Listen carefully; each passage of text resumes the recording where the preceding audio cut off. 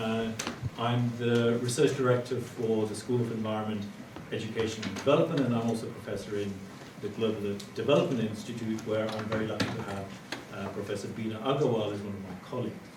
Bina asked me to say a few words before we started, and I am really just going to keep it very brief, but to say how lucky we are to have someone of Bina's stature working with us here. As you all know, addressing global inequalities, we're reminded, is one of the key research beacons for this university. And the Global Development Institute, which was launched very recently, I think just got off the ground formally about a week or so ago, has the agenda of really trying to deal with the challenges around global inequalities. So we have a big job on our hands. And in addressing that agenda, what we are particularly concerned about in GDI and more broadly within SEED is trying to understand how we bring about social justice, as it were, and social justice in a globalized context. And Bina's work is very much about social justice. She's been addressing questions in social justice within an Indian context largely, but trying to look at questions around gender, around land rights, around food security, around agricultural technology and its consequences, and around environmental impacts.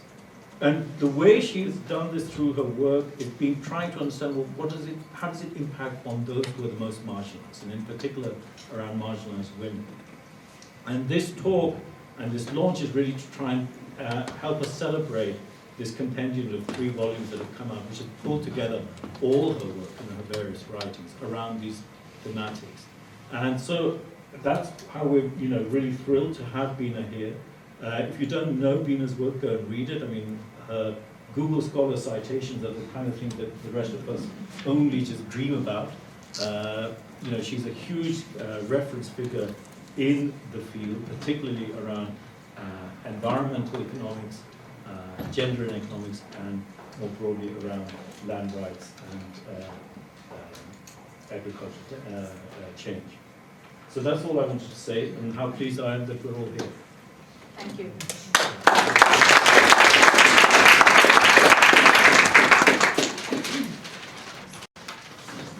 So thank you, Tony. So good afternoon, everyone. I'm delighted to welcome you to this event. The theme is an in-conversation event marking the launch of Gender Challenges, the 3-volume compendium of Professor Bina Agarwal's path-breaking selected papers. So I'm sure all of you will have seen the collection, 3 volumes, very beautifully produced, I was saying to Bina earlier, by Oxford. So Bina is Professor of Development Economics and Environment here at the University of Manchester. Prior to this appointment, she was Director and Professor of Economics at the Institute of Economic Growth in Delhi, where she continues to be affiliated as a professor. Educated at the universities of Cambridge and Delhi, Bina has held distinguished teaching and research positions at several universities, including Harvard, Princeton, Michigan, Minnesota, and the New York University School of Law. Among Bina's many publications are 9 books and over 75 academic papers. Her pioneering work on gender inequality in property and land, as well as on environmental issues, has had global impact. Her multiple award-winning book, A Field of One's Own, was recognised by prize juries as a classic, a superb analysis, and a lasting milestone that would benefit a vast segment of the world's disadvantaged women. The most recent publication, Gender and Green Governance, has again been praised as a tour de force, an extraordinary rich mine of hypotheses and a model of careful testing, and a magisterial work of astounding erudition. Her writings have influenced government policy, civil society groups, and international agency. So her latest publication is Gender Challenges, which we are launching tonight. And as I say, 3 very beautifully produced books, and I've had the pleasure of looking at them as well, and particularly for my own interest, looking at her chapters on the family and issues around how economists have tended to treat the family as a black box, which of course many of us as sociologists and anthropologists know are major issues in our disciplines as well. So this 3-volume set of Agarwal's elected papers written by her over the last 3 decades provide gender perspectives on a wide range of academic and policy issues of current importance. The volumes include diverse methodologies and an interdisciplinary approach, and the collection brings together in one place Bina's pioneering work in the areas of agriculture, environment, and particularly property rights. As you will know, each volume has a different theme and a unique introduction. So volume 1 focuses on agriculture, technology and food security. Volume 2 is on property, family and the state. And volume 3 is on environmental change and collective action. The essays very much challenge standard economic analysis and assumptions, unravel the links between gender inequality, social exclusion, property and development, and they also provide alternative theoretical and policy perspectives. So tonight's event will consist of Bina giving us an overview of her 3 volumes, and this will then be followed by Bina in conversation with 2 guests, which I will have the opportunity to introduce after Bina's opening talk. And then there will then be an opportunity to open up the floor for discussions and questions from the audience. So we hope to finish around 6 o'clock, and then hopefully all of you will join us for a drinks reception in the foyer afterwards. So without further ado, can I please join me in welcoming Bina to this event.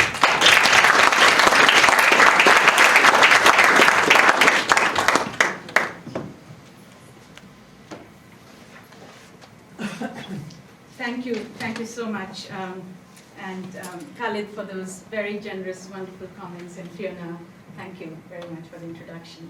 I'm really actually grateful for this, to the Global Development Institute for organizing this launch. And as you know, every launch, every event has a lot of people doing background work. So I really would like to thank Chris Jordan, who isn't here today, but for all the enormous organizational effort. There's Leanne Bradley, Rowena Harding, and then Arti Krishnan, who you've seen. She's a doctoral student, in and out, and she was supposed to be behind the video camera, so hopefully she will appear. So I really feel also very privileged to have 3 people of such eminence, Fiona Devine, Dan Nelson, and Lucia Fry engage with my work, and I look forward to their comments. So what I will do is briefly give you some highlights of the volumes before we start the conversation. Now, Fiona has already mentioned the themes of the volumes, and all the 3 volumes relate to the rural economy. We all talk about smart cities, and we tend to forget that at some point in time, all of us were somewhere in our ancestry living in the rural areas. And the volumes concern the fields, the forests, the technologies that people use, and the families, communities, and state institutions within which they function. So the essays use a gender lens to challenge mainstream economics and other social sciences, and to suggest alternatives. Now, one of GDI's central concerns, as Khalid also mentioned, is global inequality, and gender inequality would, and indeed should, count as a centerpiece of that concern. So in my work, I take a somewhat agnostic view in gender analysis, because I believe that we must question popular assumptions even within gender outcomes, and test those assumptions with evidence. So I do that by using both quantitative and qualitative methods. I also believe it's very important to work across disciplines and countries. So the context of my work is not just India, but many countries of Asia, as well as Africa and Latin America. So what I can do in these 10 minutes is really give you a few highlights of some of the central ideas in each volume. Now, the first volume is on agriculture, technology, and food security, and it covers my work from 1981 to the present. So it begins when the Green Revolution in agriculture, all of you would have heard, if you work on agriculture, there was a Green Revolution, and that was at its height. This was really a revolution which incorporated high-yielding varieties and a short water supply to raise yields, especially of wheat and rice across the world. Now, since then, of course, we have better wisdom, and we now have a situation of falling water tables, of degraded soils, and of farmer suicides. But one thing is common to both periods, the Green Revolution period of the 80s and today. And that is the invisibility of women farmers in analysis, in data, and in policies. Now, almost 40 to 50% of Asia's agricultural workers today are women. And they're increasingly so as more men than women move into non-farm jobs. So I argue in several papers that our food security and our farm output depends increasingly on women. Yet they have very limited access to land, to inputs, to water, to technology, to irrigation, and to markets. Now, FAO in 2011 did its State of Food and Agriculture report. It does one annual report every year. And that report was on women farmers, and its central argument was that if they had the same access to inputs as men, agricultural growth in developing countries could increase by 2.5 to 4%, depending on the country. This potential remains untapped. We also know that women are undercounted as workers. Their productive work at home, cattle caring, fetching fodder and firewood, cultivating the family fields, apart from basic domestic work, remains invisible, unpaid, and largely excluded from statistics. Now today there's a vibrant debate on why women's labor force participation is so low.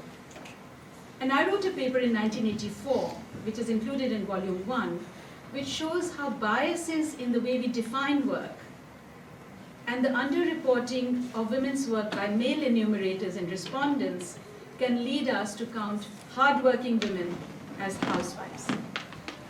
In fact, if you add rural women's productive work at home, their participation rates increase greatly, and one of my colleagues, Kunal Sen, has been working on it, and of course on the invisible, unpaid labor work, a lot of feminist economists, and our very own Diane Nelson here as well. Now, many people also assume that women are less efficient than men. So when I was a doctoral student, I found that agricultural economists were counting women's labor as equal to half of men's labor when they aggregated total labor. And there was no verification. So I was quite skeptical about that and uneasy. And then I came across this nugget of information. It was an experiment done by the Punjab Agricultural University, which is in northwest India. And it tested potato digging equipment on women and men. And guess what they found? That women took half the time as men for the same job. So this helped me justify at least counting male and female labor as equal. And it was the most debated point in my Viva Voce, which is the oral exam that you give after as part of your doctoral defense. So you'll ask, well, have things changed? Only a bit. A central theme in Volume 1 is also the gender impact of technology and women's access to it. And I cover a range of technologies. Of course, I talk about high-yielding variety crops, but also mechanized equipment and cooking stoves. Now, if you take stoves, for instance, today, if you go into the homes of male farmers, middle farmer households in Asia and Africa, you'll find that they own stoves, and they have other mechanized equipment. But if you just go into the kitchens of those farmers, you'll find that women are still cooking from very old stoves with either wood or cattle dung or other unprocessed biofuels. Now, this has serious adverse health implications. So, today we talk about air pollution in our third world cities, but indoor air pollution from cooking is more lethal. And in rural India, women's risk of mortality has been found to be 50% higher from acute respiratory infections due to cooking or smoke. Now, these are just examples of a range of inequalities which stem from what I argue is women's unequal bargaining power within families, which is the subject of one of my more cited papers, Bargaining Within and Outside the Household. in volume 2. Bargaining power, in turn, as I argue in volume 2, depends on many factors, but especially on who owns property. Women also, or only men? So in fact, the theme of volume 2, which is gender inequalities in property, especially land, flowed naturally from my interest in women farmers. Now, lack of land was a key constraint that they faced. But more generally, one can talk about lack of immovable property, which would be land and housing and so on, which affects all women, rural and urban. And we find that if you look at the evidence, it affects their economic well-being, it affects their social status, and it affects their political voice, and also their risk of domestic violence. Employment is important, but it's underpaid, uncertain, and not enough. But when I started studying women's rights in land and property, it was not easy because most land is privately owned and rather few people in developing countries want to sell it. So inheritance is the main way of acquiring it. Why only developing countries? I'm doing some work in France and I find people don't want to sell their agricultural land. So how do you acquire it? You acquire it through inheritance. Now how do you understand whether there's inequality there is to actually understand the inheritance laws. So when I began my research in the 1980s, there was very little written on gender and land inheritance. And I began to research this in 5 countries of South Asia. And I found it was a complex mosaic. Inheritance differed by religion, by region, and by type of property. So suppose you take a Hindu woman in northwest India, your inheritance of land, suppose you were that woman, your inheritance of land was subject to the state's land reform laws. And this law, you won't believe it, replicates what was written in 12th century legal treatises under Hindu law, which said that women could inherit land only in the absence of 4 generations of male adults.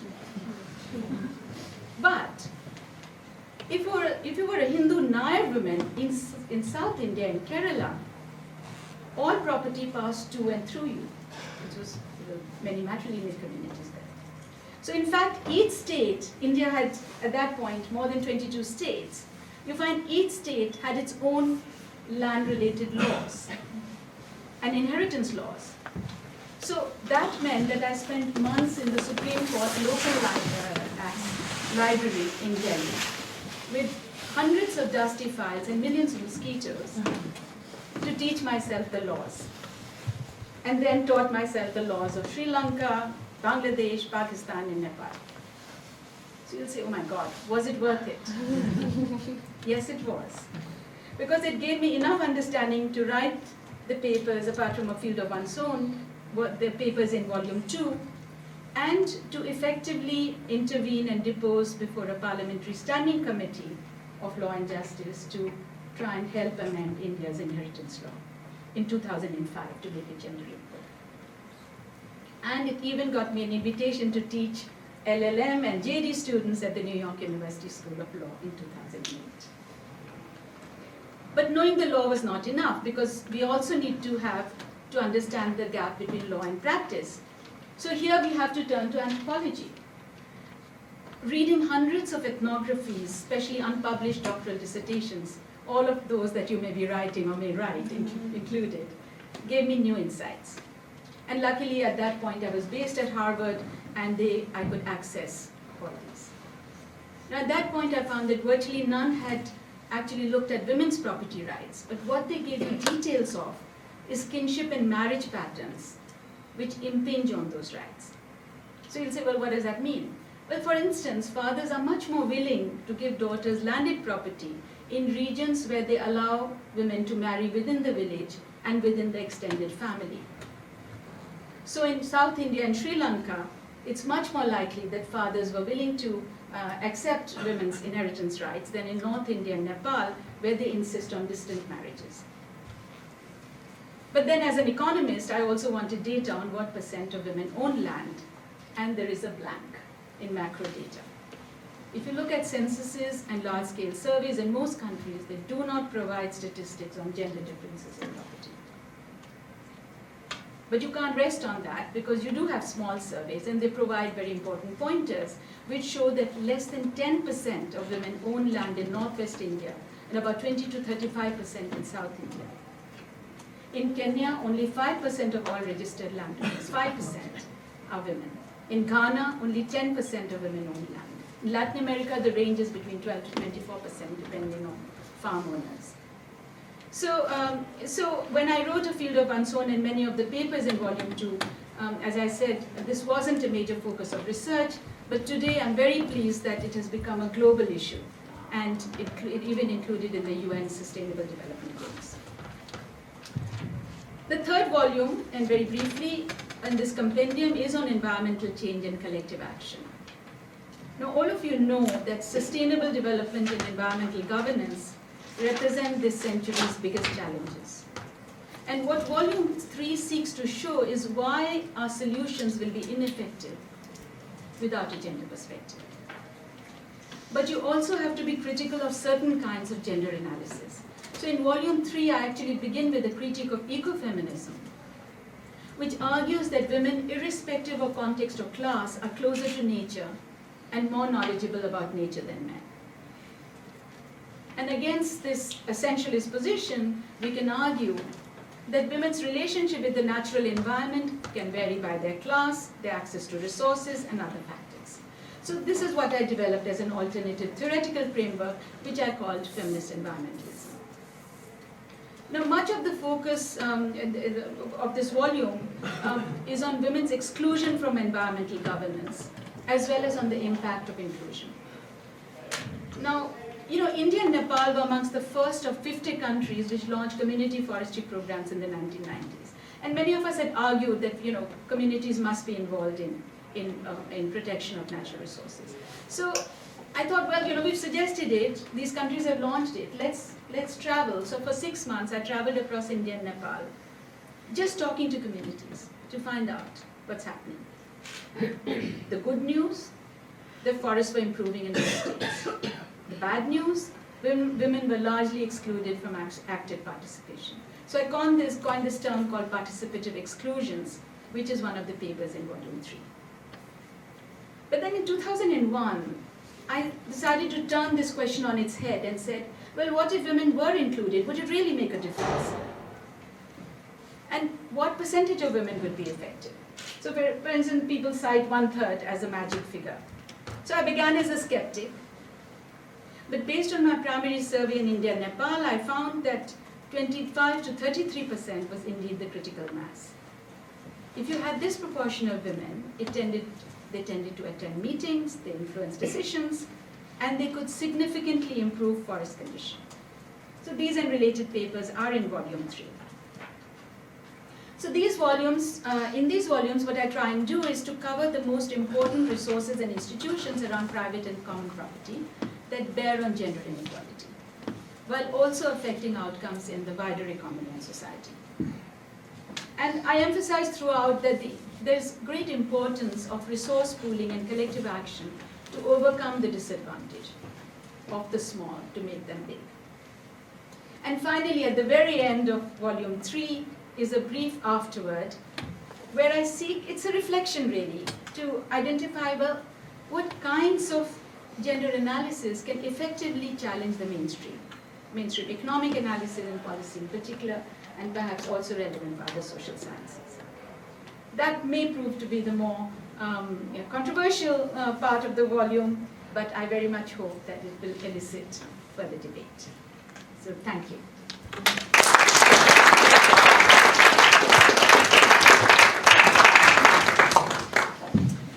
So thank you very much, Bina. So I'm now delighted to welcome Diane Elson and Lucia Fry, who will be joining Bina in conversation. So by way of introductions, first of all, I'd like to introduce Diane Elson, who's a former faculty member here at the University of Manchester. Diana is now Emeritus Professor in the Department of Sociology at the University of Essex, enjoying a busy retirement, with retirement in quote marks, as chair of the UK's Women's Budget Group, a voluntary network of researchers, trade unionists and feminist activists who analyse the impact of UK government budgets on gender equality and low-income women. In addition, she advises UN Women and is a member of the UN Committee for Development Policy. So that's Diane's concept of retirement. So then Lucia Fry is one of 2 job sharers leading ActionAid UK policy team, which works on tax justice, women's rights, inclusive economic development and climate resilience. She began her career in development as a teacher in the far north of Namibia, going on to hold senior policy roles at BSO, Plan UK and the Global Campaign for Education. Lucia has worked on education policy and financing, social protection, aid, macroeconomic policy conditionalities and public services and women's rights, leading AA UK's work on women and economic inequality and violence against women and girls. She is also chair of the Bretton Woods Project Steering Group. So I'd now like to hand over to the 3 of you for a conversation. Well, let me start by saying I'm delighted to be here. Bina and I first met in the late 70s at the Institute for Development Studies in the University of Sussex at the legendary conference on the subordination of women in the cause of development. And we stayed in touch ever since, meeting in Delhi, meeting in New York, meeting in London, meeting in Oxford, and I followed her work with tremendous admiration for its combination, I think, of rigorous theory with meticulous and imaginative fieldwork. There aren't very many feminist economists, but also there aren't very many feminist economists who do the kind of detailed fieldwork and immersion in the daily lives of people that Bina's done with her work in rural areas. And I think she has helped to change global agendas. Getting land rights for women on the global agenda, I think Bina's work has had a lot to do with that. Bina and others, I think, have really made inroads in challenging this understanding of the household that Gary Becker got the Nobel Prize in Economics for, which was to treat the household as if it were like one person, and you don't need to look at what goes on inside households. You certainly don't need to think about there might be inequalities within households. And I think Bina's work has really shown how in rural areas that is not the case, and it's been part of a growing body of work which has, I think, helped change what the default position is in thinking about households in economics. And I think Bina's also been one of the few economists who's used this combination of quantitative and qualitative methods, and I think that's been very important to think about how you can use both these kinds of methods to get that kind of rich and deep and detailed analysis that really gives you a handle on what are the power relations, what are the impacts of new technologies, what are the points at which people can mobilize and bring about change. And so it's a great set of papers to read. So I hope some of you will be able to, some of you will be working doubtless on agrarian issues, and it will be directly related to your work. But even if you're not, I think the kind of methodological insights that Bina has, the kind of way she thinks about the research and policy has lots of lessons for everybody, no matter what their particular field of inquiry is.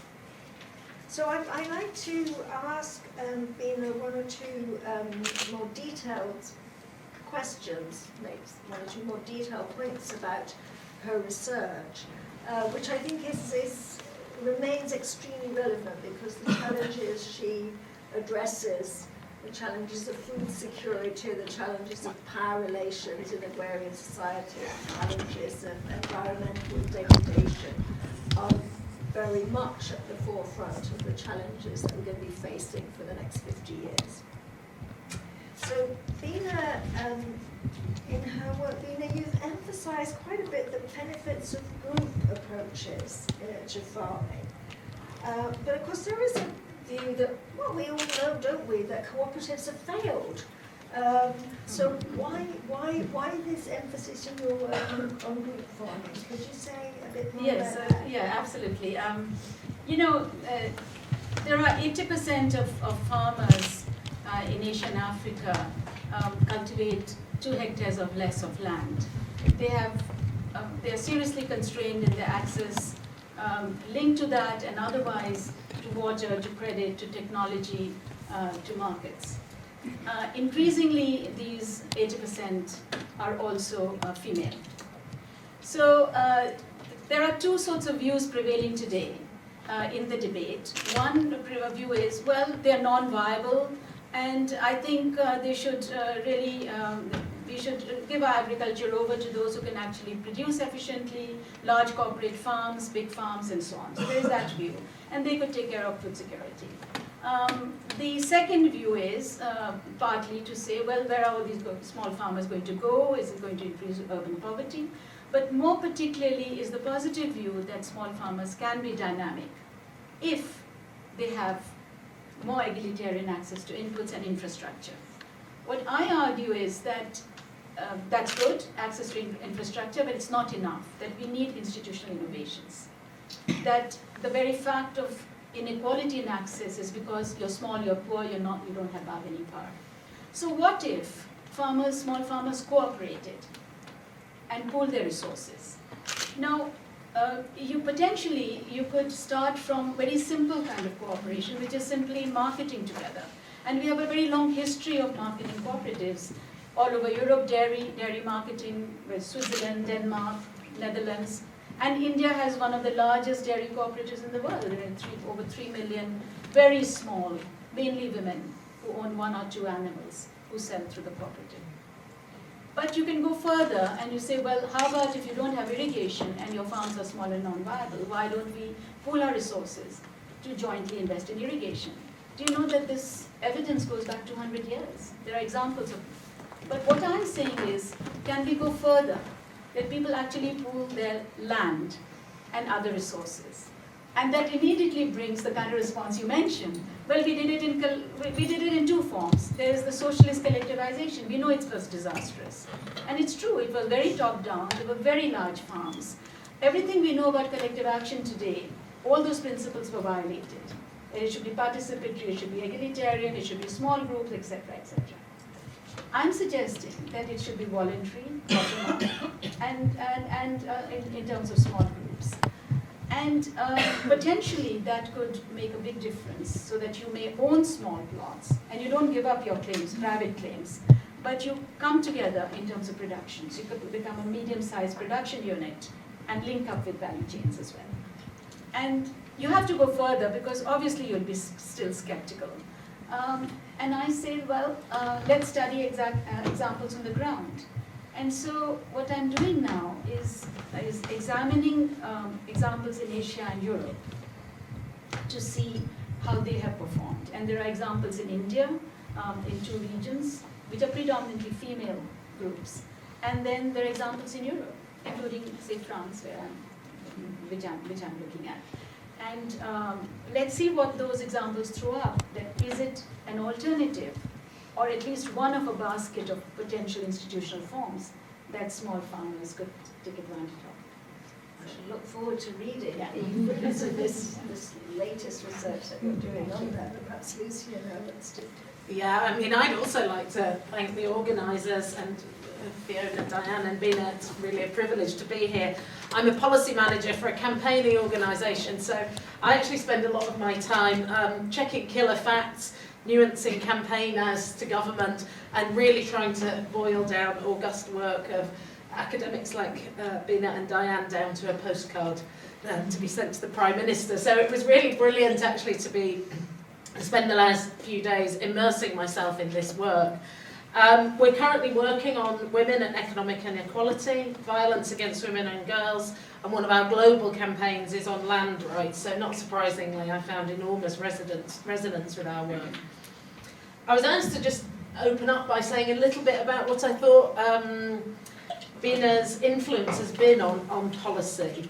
And I pick up some of the themes that others have said, making women and particularly women's labour visible, and using this empirical evidence at a granular level of detail to reveal causes and effects of multi-layered gender inequality. And I think we do see some emerging signs that the black box, indeed, of the household or family unit is getting opened up a bit. I think Bina's work obviously exemplifies the goal of feminist policy analysis, which is to recognise the differential effects of policy on women and men and recommend only policies that at least do no harm, and preferably ones that redress inequalities. So I think we are seeing, particularly in the area of land rights, considerable progress. I went back to the Beijing Platform for Action, where in fact land rights were not very visible at all in the section on women economy. I was surprised, but perhaps that's because a field of one's own had yet to be published. So It just got published. But now we see things like in the World Bank 2012 report, a much more inclusive frame of analysis than simply labour market participation, which is one of the challenges that Bina has put. So I think we can see her footprint there. And in the UN SDGs, Sustainable Development Goals, where we see the goal, which is a target to undertake reform to give women equal rights to economic resources as well as access to ownership and, crucially I think for Bina, control over land and other forms of property, financial services, inheritance and national resources in accordance with national law. Bina also has achieved the what's the holy grail of the campaigner, which is an attributable example of the impact of research on policy in the Hindu Succession Amendment Act 2005. So it's really nice to find an example where we can directly see the impact of research on policy. And she's also influenced, I think, NGO thinking quite a lot. Organisations like mine and Oxfam being very concerned, really, with the rights and prospects of women smallholder farmers, increasing interest in women's unpaid care. Coming to the volumes, volume 1, Bina, it identifies women's collective action and especially organising in social movements as a positive development, as an area of potential, which is developed actually in the volumes coming on. I think ActionAid as an organisation which seeks to broker relationships between women's rights movements and organisations and wider social movements on economic inequality is finding that that is actually quite a challenging prospect. So can you tell us where we think we are now in terms of the challenges of integrating women's rights into social movements, perhaps reflecting on some of the examples in the volumes, especially rural-based ones, and say whether you think we are where we might have expected to be in your optimistic forward projections or not? Oh, it's a big question, and it needs a lot of thinking. I think we've moved forward. I mean, it's just 22 years, since, anyway, I was thinking of Beijing, field of and so on and so on, is that the fact that it is centrally now in the Sustainable Development Goals, it wasn't in the Millennium Development Goals. Women's rights to land and control over property is very much centrally there. But we all know that you can have things said on paper, and there's a vast gap between that and achieving it. Individual countries have also, at India, for instance, it's there in all the 5-year plans. There are two elements, I think, in taking this forward. One is to the extent that there are inequalities in law. It's very important that we empower women by moving towards equality in law. Now, there are constraints. There is a whole debate about codifying tribal law and should we go by custom or otherwise.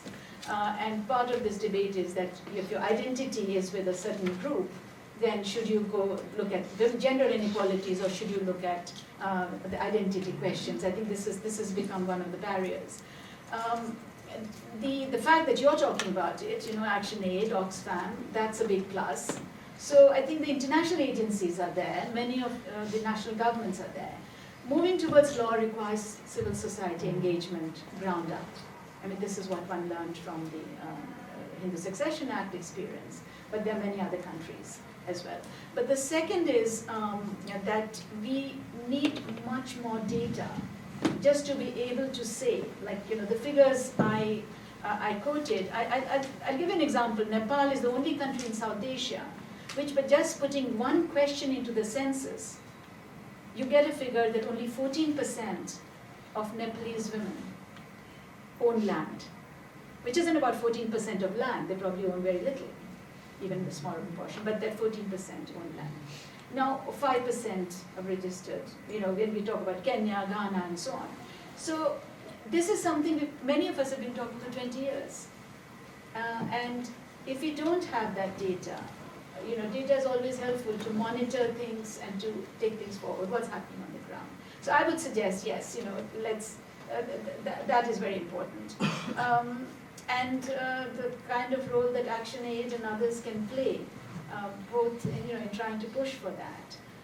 And finally, I do want to mention how difficult it is once you have the law for women to actually implement it. You need legal aid. You need to be aware of the law.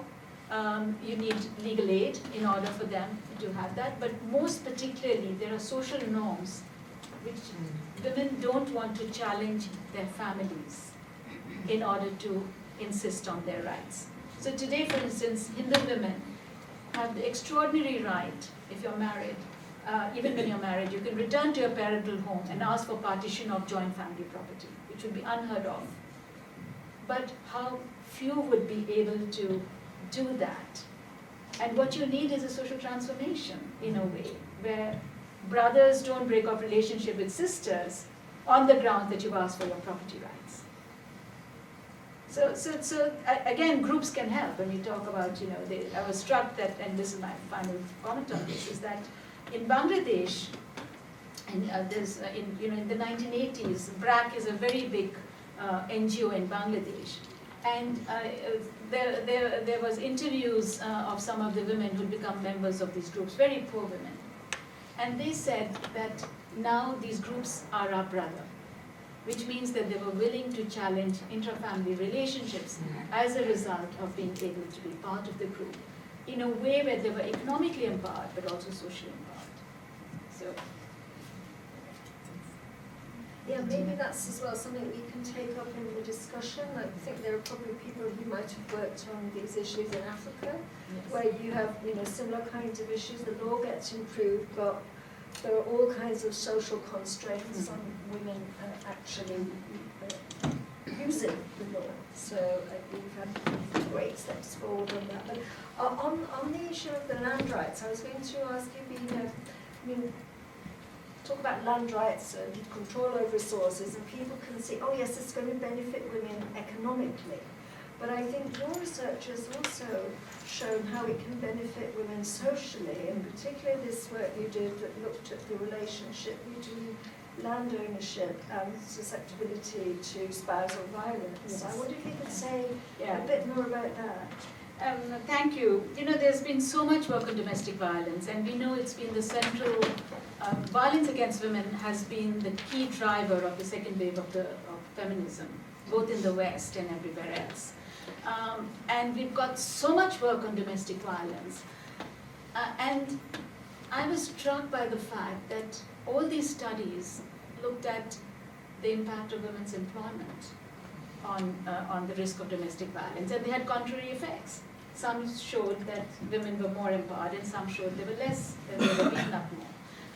And then a colleague and I, and he had a data set which actually had information on women's property status. So this concerned 500 randomly selected rural and urban households in Kerala. Now Kerala, you remember I mentioned, is supposedly a women-friendly state. It does very well on female education, 96% female education, low fertility, matrilineal with 35% of the population and so on. So you'll say, well, okay, Kerala, it probably won't have much of domestic violence. 500 households. We found that 35% of the women reported physical violence, ever married women. And then when you disaggregate and see and separate out what is the impact of ownership of property, we got stunning results. Of those women who had neither house nor land, the percentage was 49%. 49% of women reported domestic violence. Those who had both, 7% reported. And in between was 10% if you had a house and 18% if you had land. So then we said, okay, let's control, as economists do, for all the other factors that anybody has ever taken into account. So we looked at the household's property status, the education level of the man, the woman, the differences, the employment levels of the husband and wife, and differences, alcohol abuse, drug abuse, childhood exposure to violence, and social support. I think I've covered pretty much. And we found that it was really significant. Ownership of individual property by the woman made a huge difference. Yes, social support also mattered. And then we got another result, which was totally contrary, which is that if the woman was better employed than the man, if the man was unemployed and she had employment, or she was better employed, she got beaten up more, unless she was in the formal sector. So you had perverse effects if the woman was employed, except in the formal sector. But if she had property and he had none, it still protected her. So it shows the kind of difference. So you might ask, well, what is it? I think women have a credible threat point if they have property, which is not necessarily the case if they're employed, because you've got 3 kids and you're employed and you have no property, you have nowhere to go. Where would you go in the middle of the night? You remember in Sussex in 1978, this women's group came. This was in England, and there are examples in the US. Employment alone doesn't protect you. So this, how important immovable property is. And I just want to say one more thing. I mean, since you raised this question earlier, is that in India, 2005 saw 2 major acts. The Hindu Succession Amendment Act, which may give them equal rights to property, and the Protection Against Domestic Violence Act. And you know what? Most of the women's groups have done a great deal to implement the Domestic Violence Act. And rather few have picked up on the inheritance law. Although the inheritance law could be hugely complementary to the Domestic Violence Act, because it gives women somewhere to go if they face domestic violence. So this, I think, it's really an open question to all of you. And why is it that in the debate on domestic violence and violence against women, we don't look at structural inequalities like property? Why is it? And we keep talking about law and implementing the law, but here is a deterrent. Here's something which law takes its course after the fact. But this is a deterrent. I wonder whether it's because in some ways especially in the global north, and policymakers and policy pundits in the global north are somehow more comfortable talking about what we see actually completely wrongly, we see as cultural practices. So we've seen a lot in the UK recently from the Department for International Development of concern with things like child marriage, female genital mutilation and so on. But when we start to get into the realm of economic life, there's a desire to step back, to leave that either to the domain of the national government or, in fact, to cultural life nationally. I don't know. I think this is a good issue for people to take up in their research. And they're thinking about research on women's rights, this link between violence against women and the economic assets. And I think good jobs, as opposed to informal sector jobs, is also a protective factor. But the bringing of those together and the mounting of campaigns that bring them together, I think, thinking about the activists, I think is something we should definitely be taking forward more. It would be great if more people do the kind of study that you did in Ireland. You know, I must share with you, I think there's a big difference between Europe, UK, and the US. And we were looking at the literature, in 1979, and around the late 70s, there was a huge campaign in Europe and in England for council housing for women faced domestic violence. Yes. And I think, you know, you had socialist feminism in the UK. So you did look at structural factors. In the US, it was driven, I feel, in more the cultural direction. And we've forgotten that there was a demand by the women's movement in the UK for housing for women. It was completely in the right direction. And where did it go? I think it actually is still there, and certainly in the work that the group I chair, the Women's Budget Group, which has been analysing the impact of all the cuts to social security and to public expenditure in the UK. And one of the things they've been raising is there's a huge attack on social housing in the UK, and this is disproportionately affecting low-income women, and it definitely means it's harder for low-income women to leave an abusive relationship.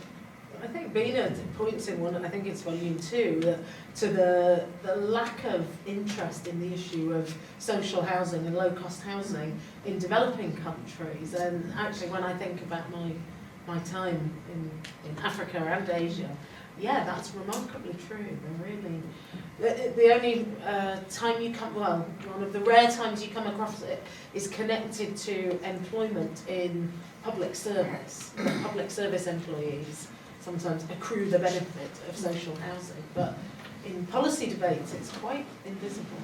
You know, one of the things, we always think of housing as individually owned or family owned. And one of the things that struck me is, why is it not possible for groups of women who can't afford individual housing to actually purchase a flat together with 4 rooms? I mean, at least it's somewhere to go. And in India has, South Asia actually has dowry. And parents spend huge amounts of money on marriages. I wish they would just give their daughter quietly a key and say, this is yours, and keep it when you need it. It really would make so much difference into their married lives, I must say. At least in South I Asia. think we put another issue very strongly on the agenda. With land rights, we've made a lot of progress on, and your work has been very important in that. And I think you're right to say that housing rights have been relatively neglected, and it's really important to push that forward now. Maybe I could turn for my last point to raise about the environmental issues you raise, particularly in the 3rd volume of the book.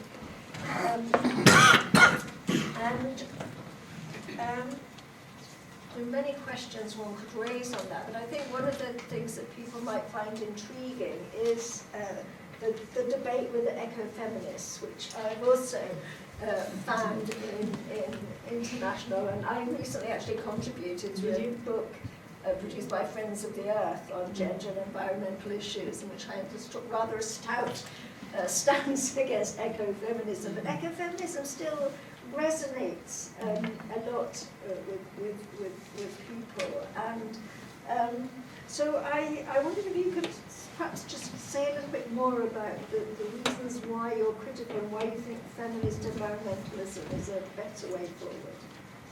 Well, I wrote this critique in 1990, and it is, for those of you who are not entirely familiar with the structure of the argument in feminism, a lot of it was writings that emerged from the United States, and Lester King and various other people.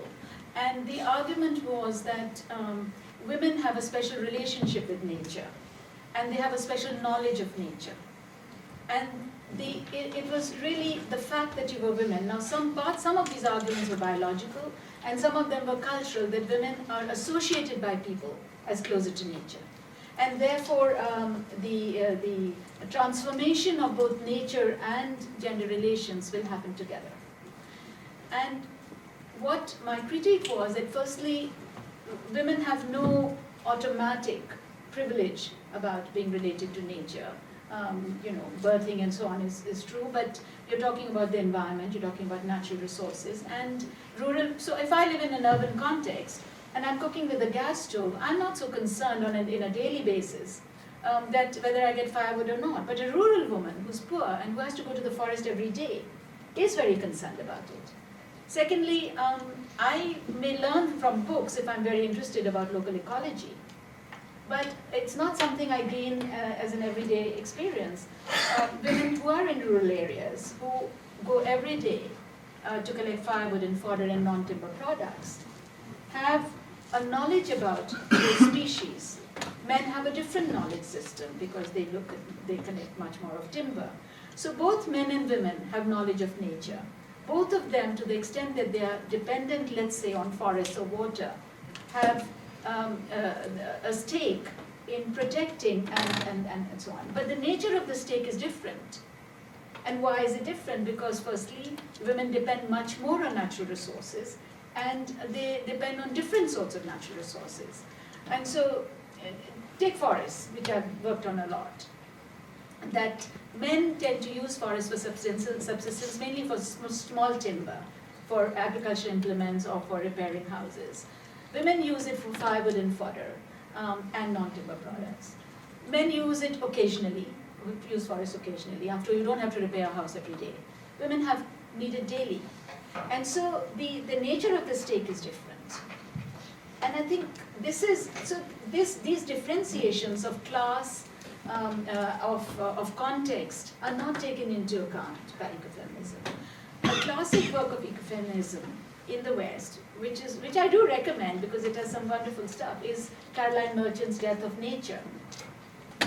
And I decided, okay, let me look at the historical context. And what struck me, it's a remarkable book. It's very important because she talks about how Francis Bacon's ideas and so on led to the destruction of nature, the creation of nature as a machine, etc., etc.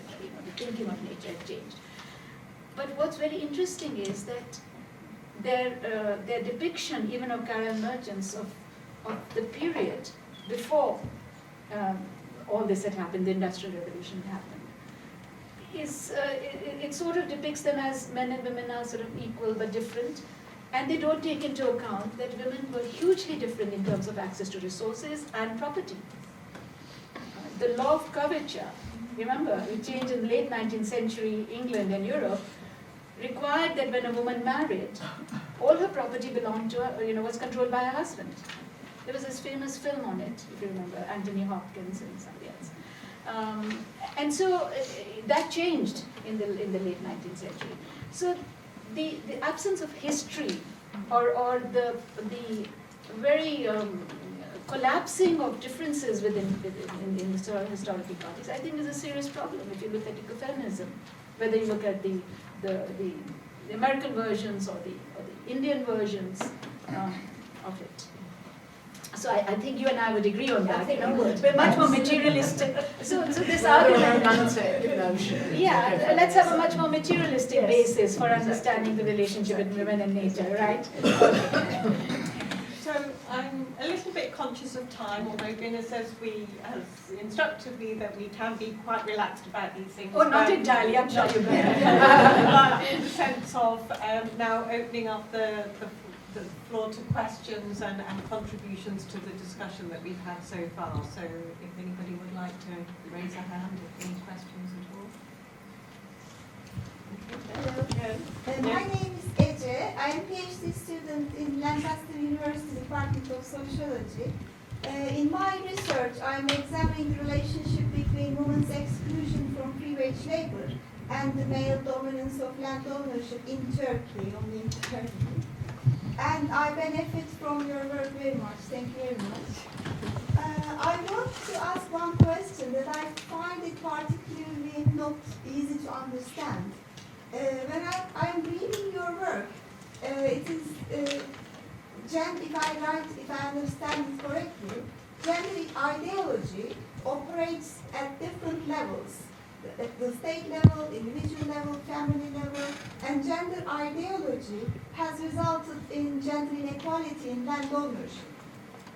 And considering your emphasis on land being a particular form of property, which is very important in agriculture, I was expecting to read more about the relations of gender-based exploitation within agriculture, like man's exploitation of women's labor by dominating the land ownership, by utilizing the violence, by using the agrarian technologies.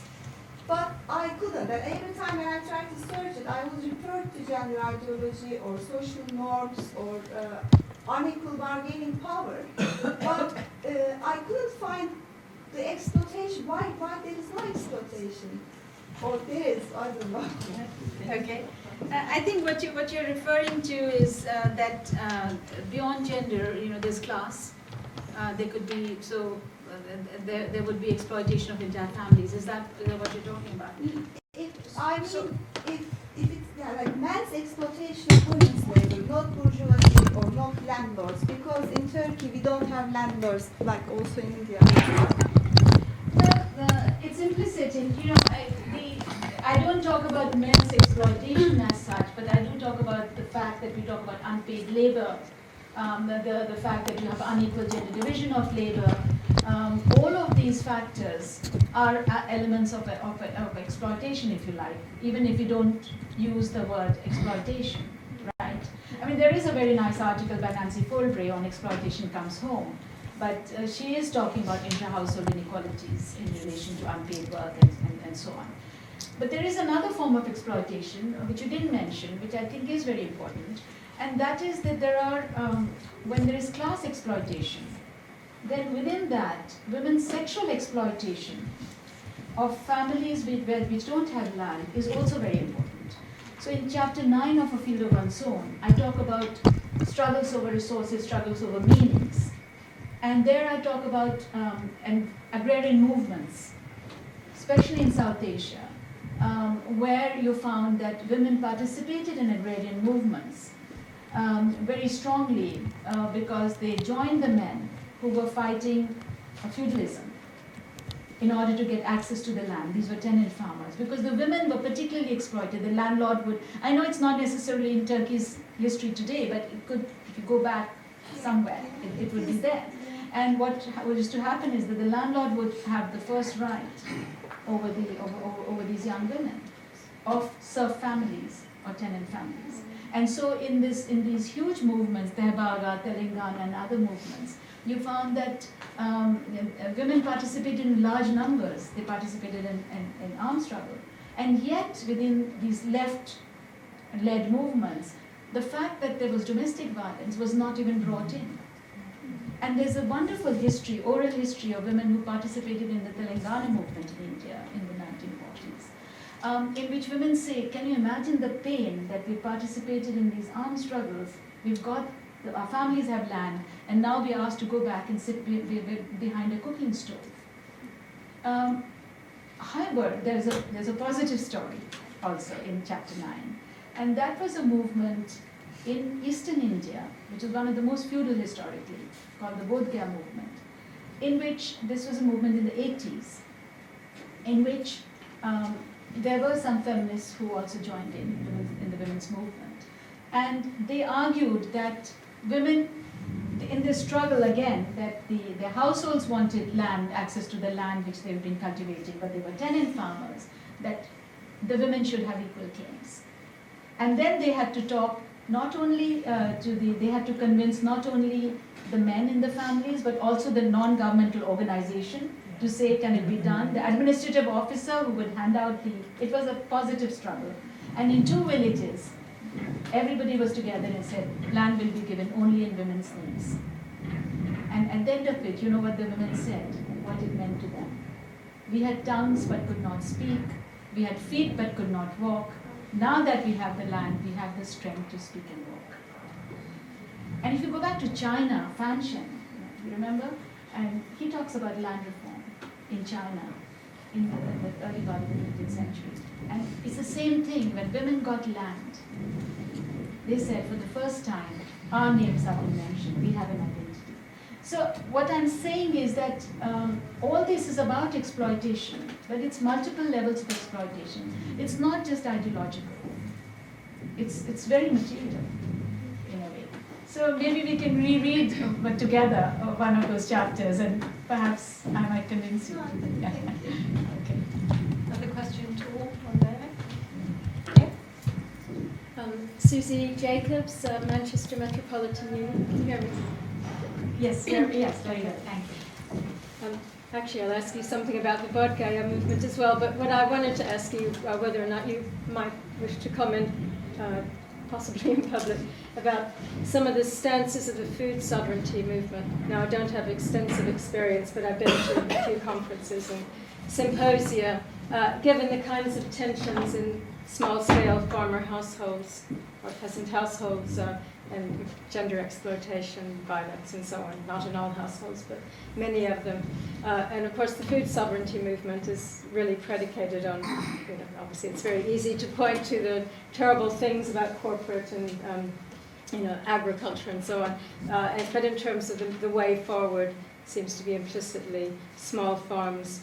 And from my not extensive experience, I think that it's kind of split. There's an acknowledgement of violence, and for instance, La Via Campesina actually does quite a lot, or at least is trying to do quite a lot on gender violence and acknowledging it within the movement. Not sure how it gets to farms.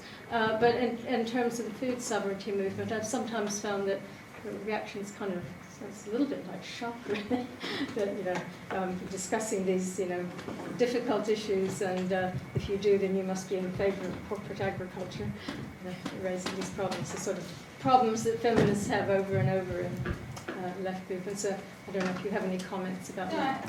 I think that's right, and I would like, well, Jill, you've been nodding. Would you want to intervene? No, it's all right. No, I think this is a general problem that, initially when gender issues and gender inequality issues were being raised within the left movement, it was always that it's going to be divisive. And so, let's deal with class first, and then we can deal with gender. And I think the received wisdom today is that that's not on. I mean, you can't talk about equality outside and then have inequality inside the home and in gender relations. So I think what you pointed to is very true. I think in most movements, that's what male-led movements, you find that this is a problem. It's also that, we all wear different hats.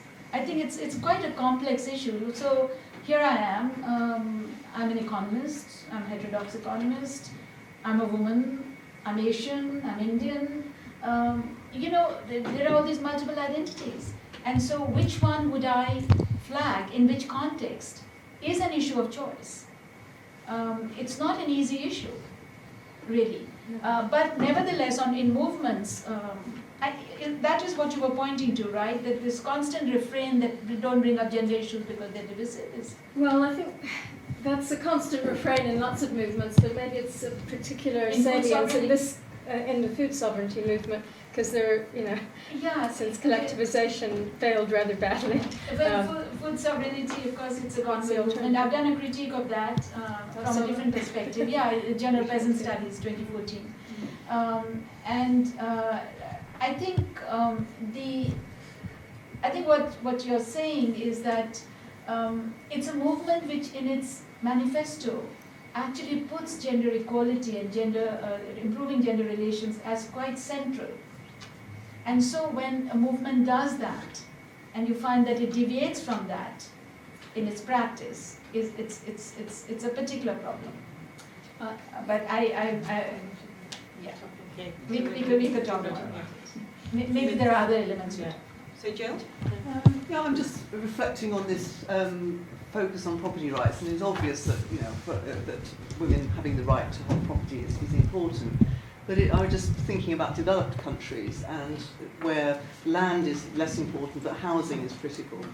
I'm wondering how it might work differently between countries where owner-occupier housing is vital versus countries where it's more a rental market, because we were talking about access to social housing, which is not property, but it's access to resources.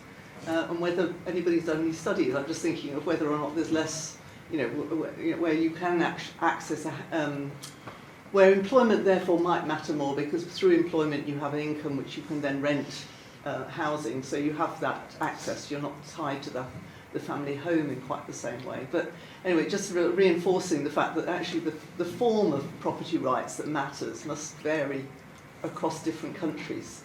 And I was just wondering partly whether that might explain why feminists might be a little bit unhappy about putting all their thing around inheritance, because inheritance by itself, is also an exclusionary process. It might be including women, but there's still the propertyless are excluded through inheritance. So it has less resonance than domestic violence as a sort of rallying cry. I'm not saying it's not important, but it might explain what you were saying about that the emphasis has been on the domestic violence, because an emphasis on inheritance sounds a little bit sort of elitist.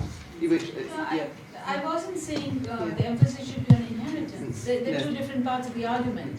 One part of the argument is that it's important property, access and ownership of, let's say housing, let's take housing, which would resonate across countries, is important. Now, in contexts where, how do you acquire, let's say, a house? There could be three routes broadly. It could be through inheritance, because most of property is privately owned. Inheritance, oblique gift, gift from the family and so on. The second is you could purchase it. Of course, you can purchase property. So, and the third is, especially in developing countries which are trying to bring gender justice, it could be something that the state provides you. Subsidized council housing, but also in India you give the cover of volume 2 is about a woman who's been given a piece of land where she's built a hut and she holds up a title deed. So all those are mechanisms. The most important of these, simply because of the scale of private property, is inheritance, but it's not the only means. So you could say, well, in Europe, of course, you could buy a house. I don't know how. So just one small other issue, and then Dan, you would, is why is it, if it was the case that it's so flexi and you can hire a house, rent a house, is that so many domestic violence victims in the UK and US and Germany and everywhere else end up in transition homes, and transition homes are really transition. They can't keep you there forever. So, as I said, these examples, case studies, middle of the night, you want to escape with 3 kids. Maybe you go to a transition home, you go to a hotel, you go to a friend. If you have a room of one's own, okay, maybe you go there. Well, I think a lot depends on then whose name is on the rent book, if it's a rental property, whose name is on the title deed. So I do think this issue, joint titling, and if it's a rental property, as lots and lots are in many countries, who has the tenure, and is it individual or joint tenure? Although of course, even if in the UK, if I have the title to the house, or my name is on the rent book, it might still be me that leaves in the middle of the night because I'm afraid of the violence.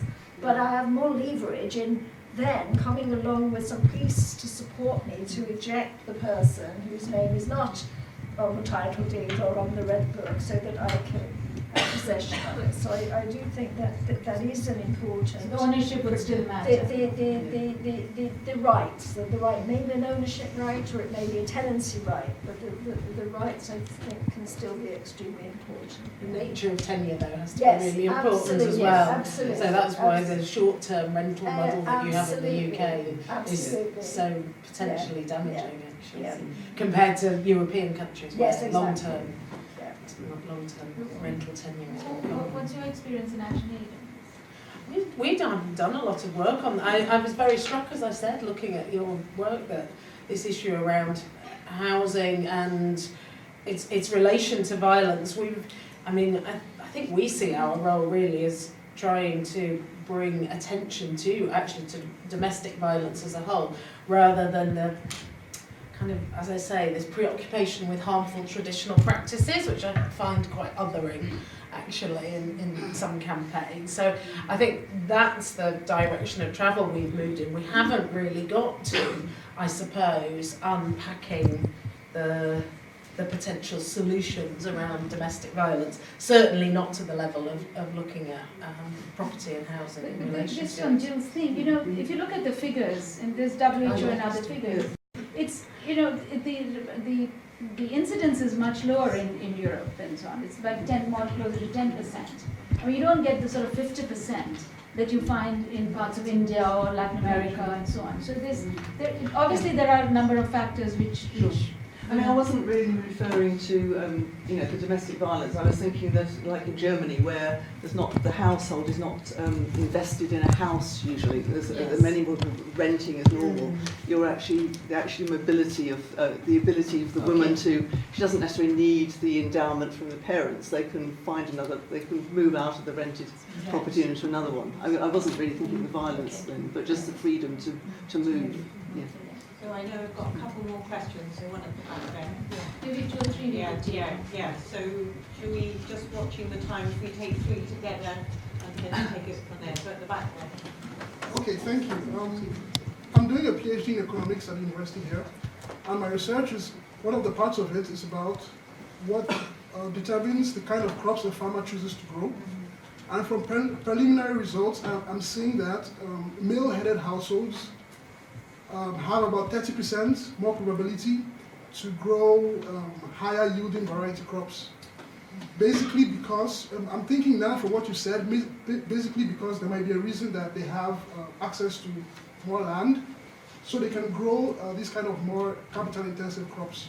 So that's useful for me. But I was thinking in terms of Nigeria, where I'm working from, I think marriage plays a very vital role to how these properties are transferred from the parents to the next generation. Because if a family has a property and they feel that if they give this to the daughter will marry to another family and take that property out of that family, they are less likely to want to give it to the daughters. I mean, this is an argument that has been we know about already. But I mean, it's so important that there was actually a law that the government of Nigeria put in place for certain communities that you have to give your daughters some part of your inheritance. But this law was never enforced because the parents would say, if I give my daughters this property, then they have to marry from somebody within my community. Like, I'm not going to let her marry somebody that's going outside. And the daughters don't want this. They want the freedom to choose who they want to marry from. And so they say, well, okay, so since I have to marry from within the community, if I'm to have land, I'd rather do away with the land and marry who I want to marry. Something like this. And there's also this tendency for families who have more properties to be more liberal. So people who have maybe 2 or 3 lands, they could decide to give one of them to the daughters and give the other ones to the sons. But if there is just one family land that they have to give to one person, then it will be quite less likely for them to decide that I'm going to give this land to the daughters instead of the son. Because this is just one family property that is going to remain in the family, that you want to remain in the family. So I think these are just other perspectives, and I wanted to hear what you thought about some of these things. Do you want to comment now, or we'll take the 2 questions? Yeah, so there's one there, and then Georgina. Yeah, my name is Susana Nowotski. I'm an anthropologist at the University of Barcelona. And I have an issue with the property aspect, because I think property rights are very tricky, in fact. And we have lots of examples in Latin America and Africa and elsewhere where, in fact, titling and formalization of settlement use rights has been a way to deprive people from their use rights to a particular land, because as soon as somebody has the title, the property title, this property can be used as collateral for debt, and it results in over-indebtedness and finally in the dispossession of the people. So I think we must be cautious with this forwarding the property rights issue. Okay. And then a question from Georgina. Yes. I was just wondering if you could say a bit about where you ended, which was the kinds of gender analyses which you thought would challenge mainstream. What are they? Okay. Great. Thanks. I think it's very interesting, when you're talking about Nigeria, right, in the context, that how similar it sounds to South Asia. In the sense that when I was working on a field of monsoon, I actually took 5 countries and most of South Asia, and I mapped these patterns. And I said, well, traditionally, which are the regions historically where women's rights were more recognized than others? And then I superimposed on those, that understanding, the rights, marriage patterns, two forms. Post-marital residence, which you talk about, after marriage, where did women live, and cross-cousin marriages, do you marry within the extended family or not? And there was a very good match, because the communities which actually allowed women rights in land, because it's immovable, were precisely those which also allowed women to marry within the village and marry cross-cousins. Allowed, they were the social norms, they didn't necessarily always do that. And the reason, as I argue there, is that people don't want to lose their land. I mean, people have a disproportionately non-economic attachment to ancestral land, and they spend sometimes much more in protecting it than the economic value would justify. It brings social status, it brings idea of citizenship. There's ethnographies which tell you that you won't be counted as a citizen if you don't have ancestral land. You go to a French village, I was there last week, and people will not be accepted. Newcomers are newcomers. Will you be allowed to buy the land? Not necessarily. You remember that film, Maman de Sour and Jean, there were the two French films. The idea of insider and outsider, people don't want it. So I think if you see the gender question within that larger thing, then the idea is if you marry out, you'll take the land with you, or you'll sell off the land of another family. So that's pretty common, and from what you say, it's it's African context, Indian context. So what do we do about it? I think there has to be an argument against it, because one of the arguments that I find can have resonance is men migrate, but they still have their rights intact. Why is it that the women can't have their rights and their brothers can cultivate and they get a share of the harvest? So in Sri Lanka, when I was doing field work, I found that women said, oh, we got these 2 coconut trees as dowry. So what do you get? Oh, I get a crop of coconut from my brothers. They had the right. So you can have rights, even if you can't carry the land with you on your back when you marry out. So the second thing is, in a modern way, how do you protect women who have under pressure to sign away their rights? I'm sure that's the case there. And it's the case in Pakistan, it's the case in India. And they try and protect it legally by saying, let's have an NGO also, a women's rights activist, so that the woman knows that she's signing away her shares. It's still going to be difficult. You know who are protecting after the 2005 amendment? Is husbands have an interest in their wife's property or their mother's property. And they are the ones who are saying, no, we will provide you the support. It's not just a piece of paper, but it's the other family which says, okay, we have an interest in this property, and we will provide the backup to the woman. So you're raising very interesting, very complex questions, and I think economists really must have interdisciplinary approaches, and you can see how the economic outcomes are so affected by cultural norms, post-marital residence, cross-cousin marriages. Basulan, you sort of touch on 2 things. Firstly, you don't want privatization of the commons, if you like. You talk about Africa, where there's communities own land, they're not always individual land. You look at the history in South Asia, the movement from commons, whether it's community land or generally commons, to private, because it's driven by power relationships, ends up, privatization, the land ends up in the hands of the already landed. And there's work, for instance, in India, which looked at over 30 years, and it found that 60% or 70% of the land distributed under land reform programs, supposedly to give land to the landless, actually went to those who already had land. So that has to do with the nature of power relationships. But what is also true, and maybe we differ on this, that today the traditional rights are no longer protected. They are being invaded from all counts. Urban dwellers, large corporates, everybody. So that title does matter. It matters to the poor, it matters to the women. I think where you and I would come together is if we could ensure that when the titles are distributed, they don't go to the wrong people. They actually go to the disempowered. It's not an easy answer, but it seems to me we are still in the direction of trying to ensure titles. But I think your emphasis on what I see as a kind of synthesis between the individual right and the collective yes. pooling of resources could be also an interesting way to think about this. That's right. I mean, I think post-socialist regimes, Kyrgyzstan, Tajikistan, what's happening is people were given slivers of land, and then when you visit them, they can't cultivate them. And so there's some very interesting work, part of my larger project, of people bringing the land together and saying, let's cultivate together, bottom-up collectivities. Perhaps there is some answer to that.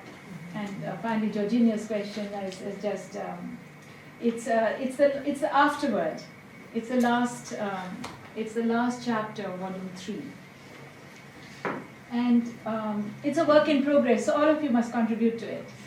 It's a set of reflections to ask what are the characteristics of where you can say that these characteristics are likely to have a bigger impact in changing the mainstream.